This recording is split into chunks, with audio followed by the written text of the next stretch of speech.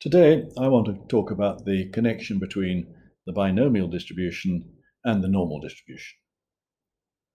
First of all, I want to look at various different binomial distributions for different values of n, but with a probability of success of 0.3 each time. Let's start with n equals 10. With n equals 10, I have the binomial distribution, which I've now shown here, with a probability histogram. As it's a histogram, it is the areas which are the probabilities.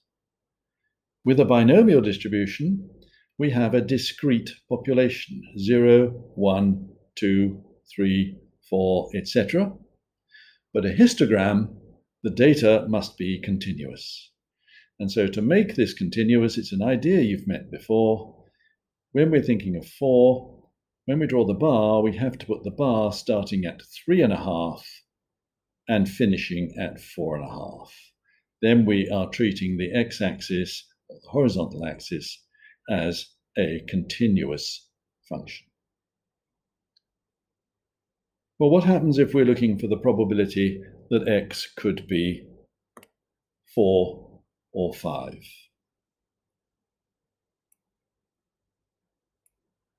We're looking for the area of these two bars. We're therefore looking for the area between, and now I've got to draw a line for you. We're looking for the area between this line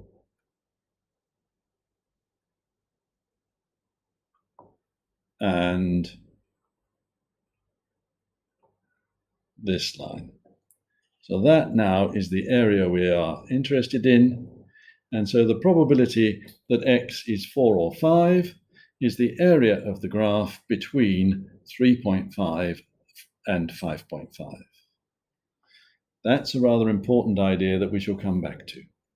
The probability that x equals 4 or 5 is the area from 3.5 to 5.5. And if I press my buttons quickly, that is 0.3030. Notice that although we know that x can vary between 0 and 10, the graph only shows the values up to 8. That is simply so that we can see the interesting part easily, and the values beyond 8 are so small that really we can neglect them. So when you get these histograms that I'm going to draw for you, they will all take a part of the distribution, and what's outside it is something that's very, very small probability. I said that we were going to look at the connection between the binomial and the normal. The graph we have there is binomial 10, 0.3, and we have done recently the fact that if you have a binomial distribution, the expected mean is NP, which is 10 times 0.3, which is 3, and the expected variance is sigma squared, and that is n times p times 1 minus p, and that is 2.1. So what I'm going to do now is to look at the normal curve with a mean of 3 and a variance of 2.1.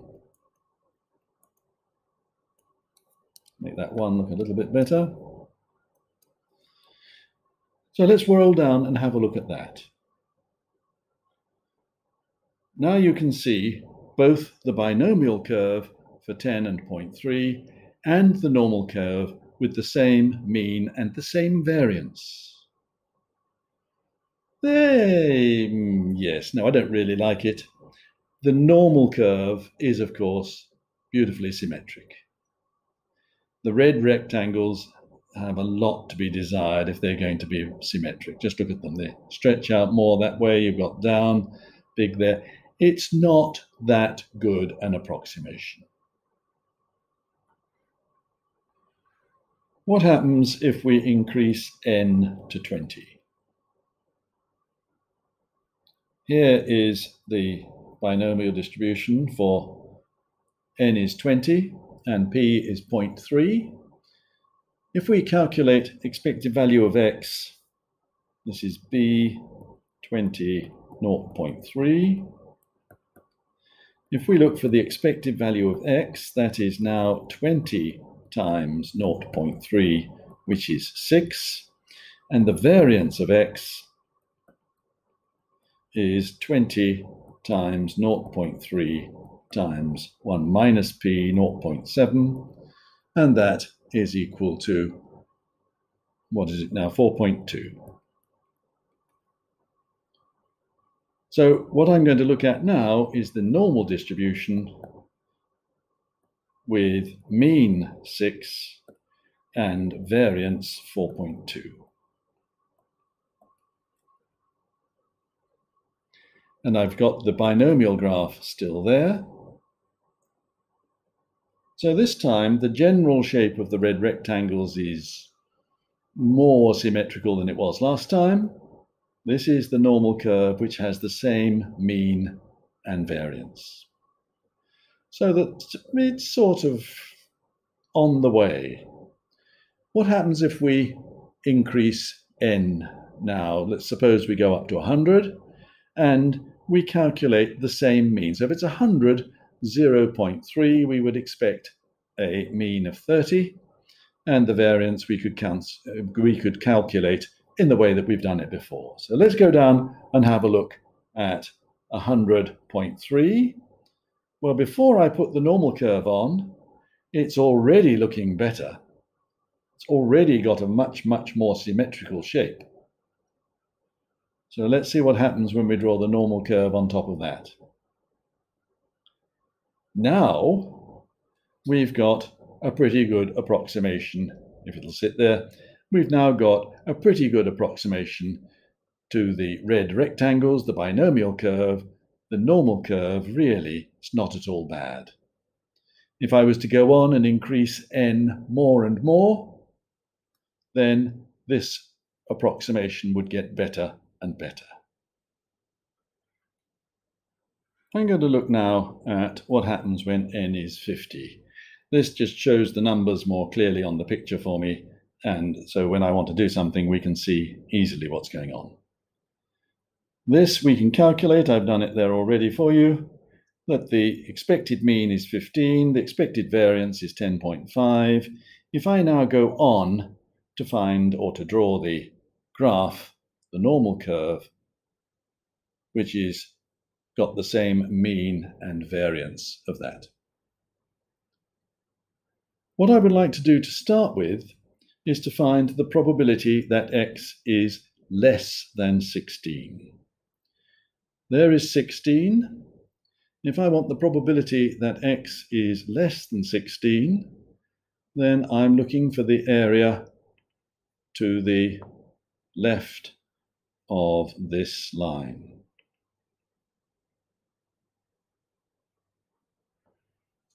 I want the probability that x is less than 16. Sorry, I said less than 16. I got the wrong line. Less than 16, I must be there, and the line needs to be a little bit longer. So now we have the probability that x is less than 16 is everything on the left of the black line. Notice the black line has to start at 15.5. Not 16. This is the main point of comparison when we are looking at the normal curve as an approximation. We have to imagine these red rectangles and see that the area we need is the area to the left of 15.5. So now let's see how we can find that out without too much work. The probability that x is less than 16 is the area up to 15.5. If we use the normal as an approximation,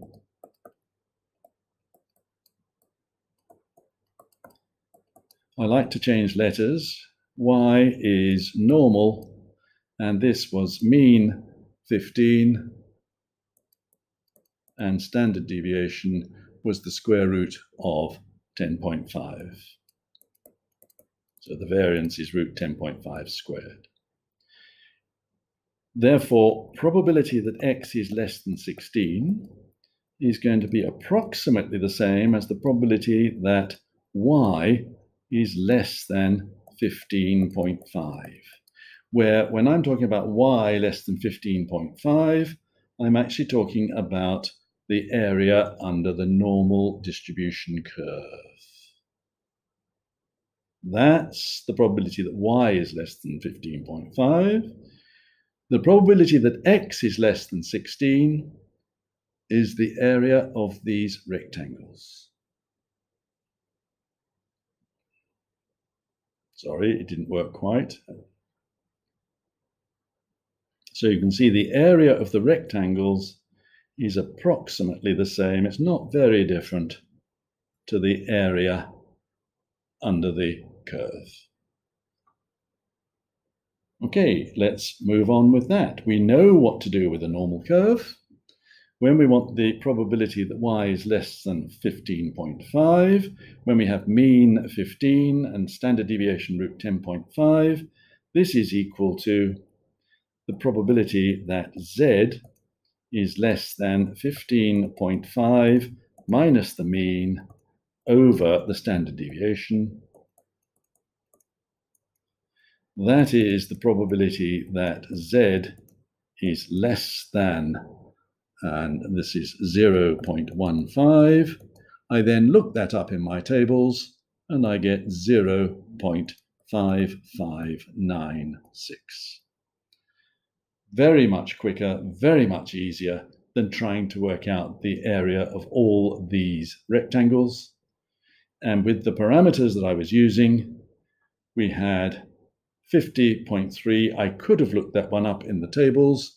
I will do that for you, and we'll see how good an approximation that is. In the tables, we would have to look at the 50.3. We're looking for the probability that x is less than 16, is less than or equal to 15, is what I have to look up.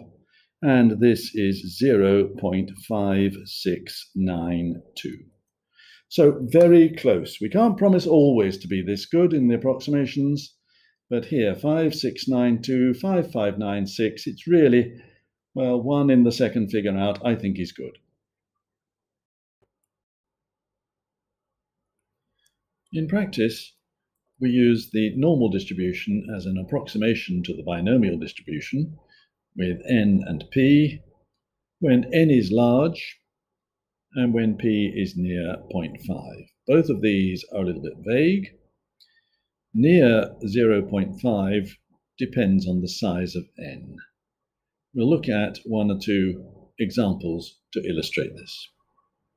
Firstly, let's take the binomial distribution 35.1. Here's the graph. You can see, and you shouldn't be surprised by this, that the binomial probability histogram, the red rectangles, is not really very symmetric. It gets quite a tail on it there. No real surprise, because p is 0.1, which is small. Normally, when we see p is small, we immediately think of Poisson.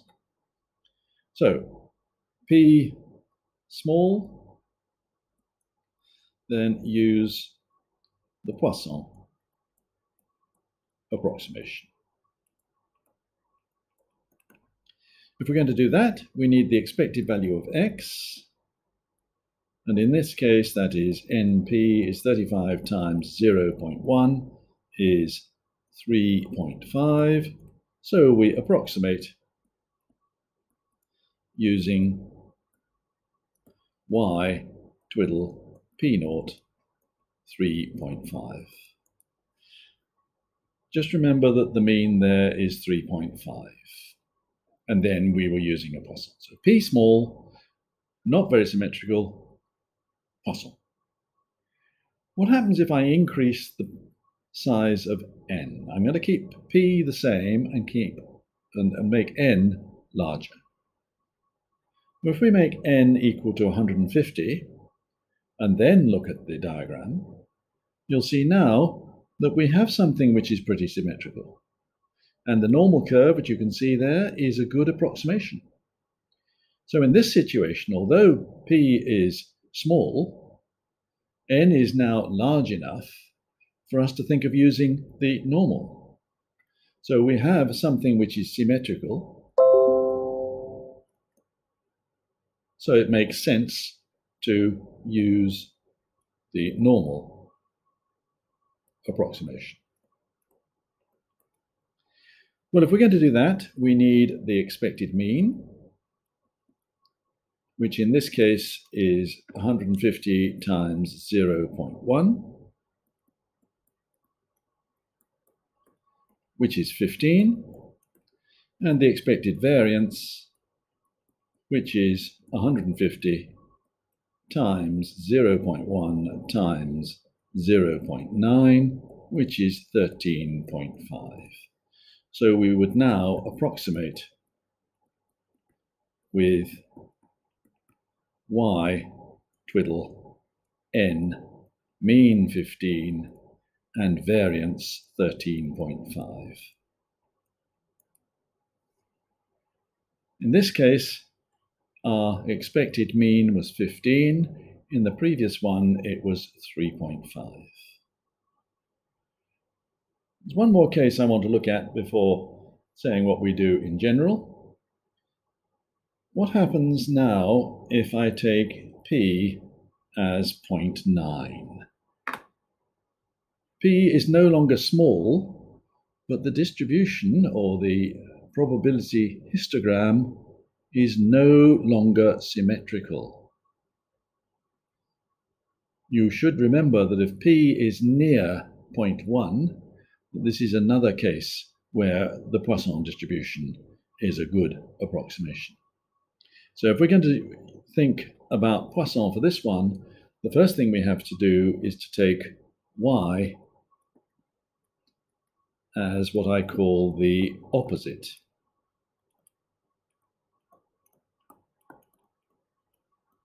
of x.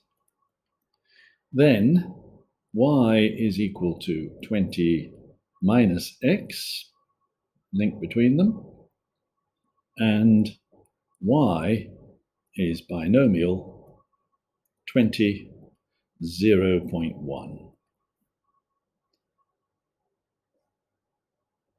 We're going to use the Poisson, so we need the expected value of y is np,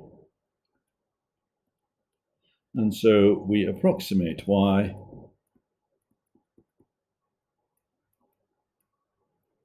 with Poisson distribution w twiddle p naught 2. Expected value of y is 2.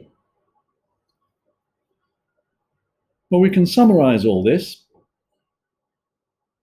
if we look at this page. In general, if we have a binomial distribution, n and p, if p is near 0.5 and n is large, we use the normal.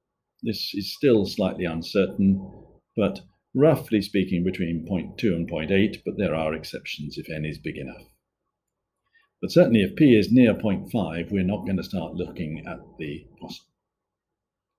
If p is small, now we might start looking at the Poisson. If p is small and n is large, and if the expected value of x is less than or equal to 10, that is the dividing line, that's the sort of critical value that we use the Poisson approximation.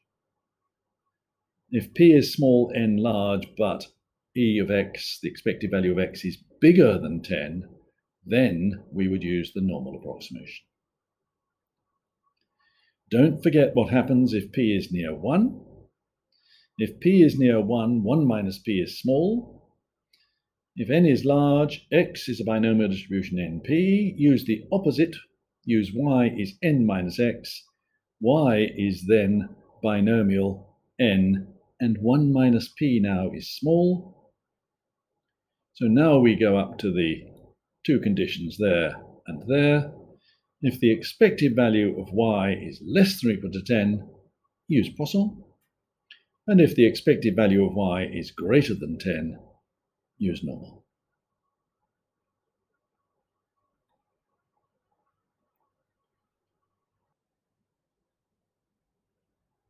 Find the probability of more than 20 fours in 90 rolls of a fair tetrahedral die. A tetrahedron, of course, has got 4 faces, so the chances of a 4 is 1 over 4. What we're looking at here, if x is the number of fours,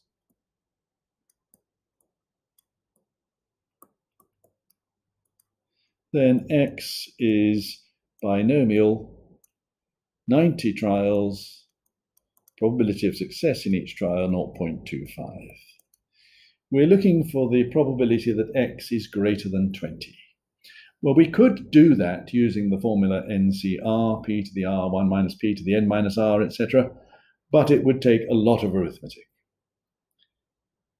P is near a half, it's towards the bottom end. N is large, 90.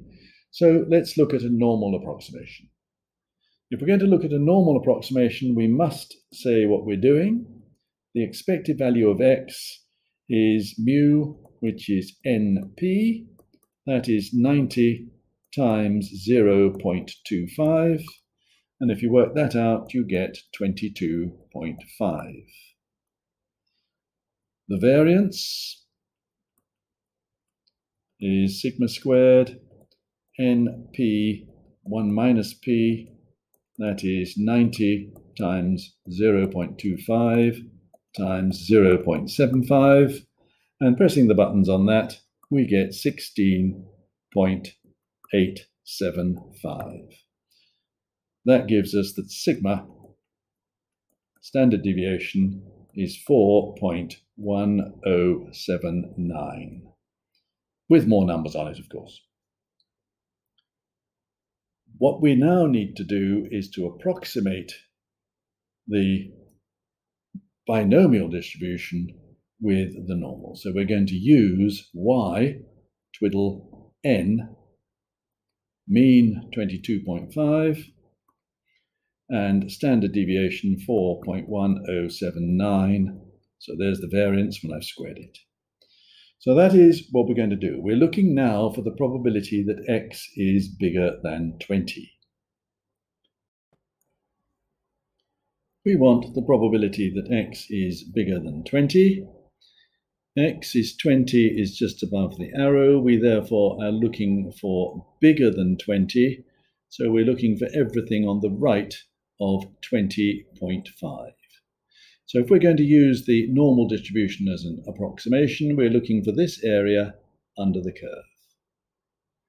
We're looking for the area from 20.5. So the probability that x is greater than 20 is approximately the same as the probability that y is greater than 20.5. That is the same as the probability that z is bigger than 20.5 minus 22.5, 0.25, divided by the standard deviation, which is 4.1079, etc. That is the probability that z is bigger than minus 0.48, etc. It's a 6 actually next.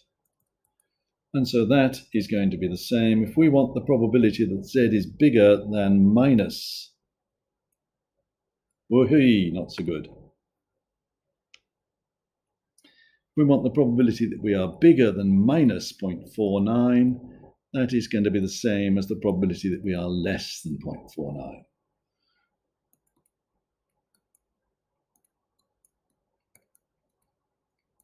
Looking that up in the tables, we get 0.6879 4 decimal places because we're using the tables.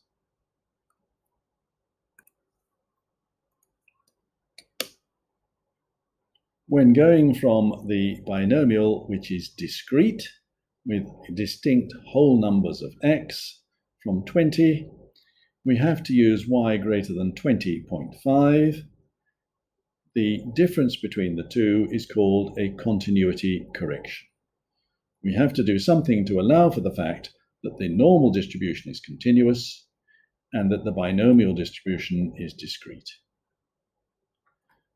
You will find more about this in your textbook, S2, on pages 81 to 86.